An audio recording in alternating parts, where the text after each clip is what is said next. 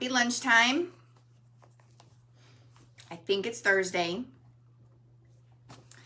I have been MIA this week until today. I have had a pretty poopy 3 days. I had a 3-day flare-up. I could actually feel it coming on last week, and it hit on Easter Sunday. And for the next 3 days after that, I have not been feeling too well. And I believe I combined it with maybe like a sinus headache or something that's going on. So, I just couldn't do it. Couldn't get up, to get my lives going until today. But I am back among the living. Thank goodness. I mean, I actually feel alive. Since I'm kind of like in deep feeling mode, I decided I have this board right here, and when someone sends me or gives me a note of encouragement, or sometimes it's someone telling me what they learned during my presentation, I always put everything up there as a reminder for myself. And whenever the board gets full, then I'll take them all down and I'll put them in a basket and then start over again. So these things kind of just help remind me that what I'm doing does make a difference, because sometimes you're like, man, is anybody listening? And you start to doubt yourself, and, you know, Satan's over here on your shoulder saying, why don't you just go back to your normal life? And then you read some of those things right there, and you're like, oh, you know, there's some people counting on me to help show them that you don't have to just give up. So I came across this letter. A 16-year-old boy mailed this to me. And I remember when I read it the first time, and then I just read it again, that I was like, wow, you know, for a 16-year-old male who is invincible and really doesn't think beyond the day, it really kind of got me. So he says that he believes that my presentation impacted him in a huge, huge way. And he said he put me in his chorus. I don't know if I said that right. It's Karass.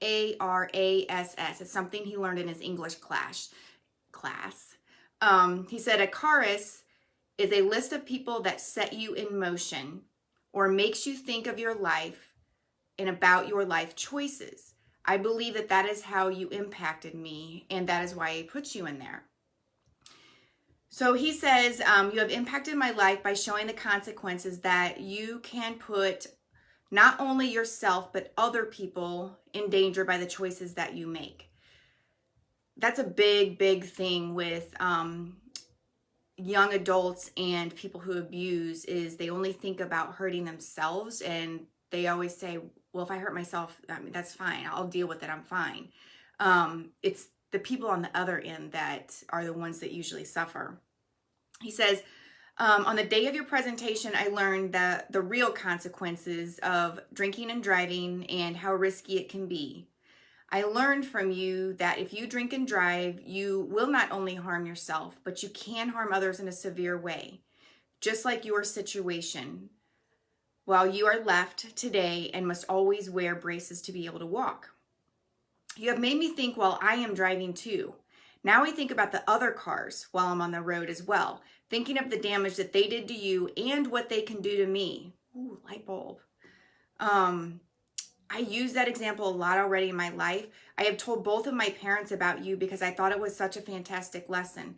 I have passed your story on to other students, and I hope someday to tell my kids, and my kids will learn from your story, and that they will benefit from it in a great way, just like I have.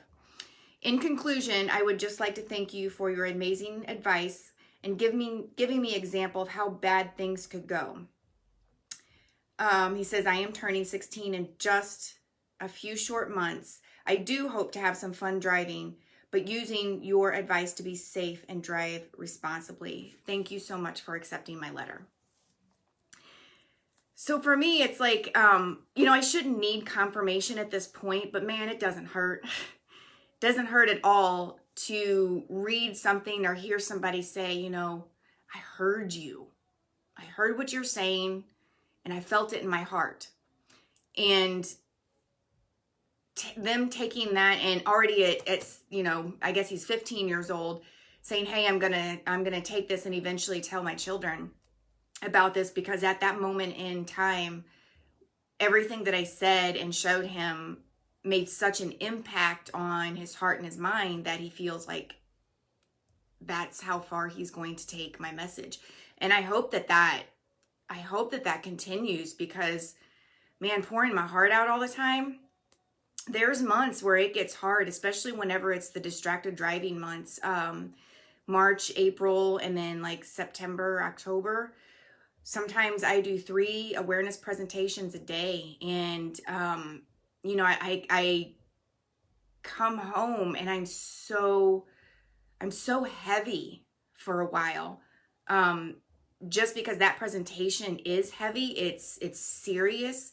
I want it to hit people in the gut and make them feel what it's like to go through someone else's decision and then, you know, be left with the consequences. So having him say those things at 15 years old does give me confirmation that, Carey, you need to do this. Everything that you're feeling right now, and you feel that this is what you're supposed to do with this situation, these circumstances, and the emotions that you have, it just tells me, just keep on your path.